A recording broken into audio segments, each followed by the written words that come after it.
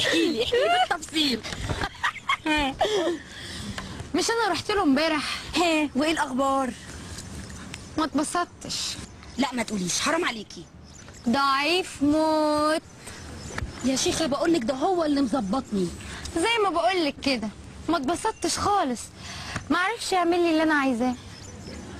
استغفر الله العظيم. يا بنتي ده بيعمل لي كل حاجه. لا حول ولا قوة إلا بالله.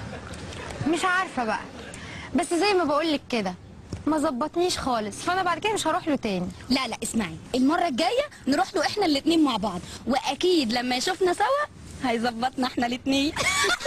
اما نشوف يا اختي. إنها علامات الساعة. طب ايه يا بنتي، هنروح له امتى؟ يا حبيبتي هو كوافير صغير، ده سنتر كبير فيه مانيكير وباديكير وقص وكل حاجه، نروح له في اي وقت. أنا آسف ليكوا جدا. ايه هو ده؟ ايه اصله ده؟ انا عارفه.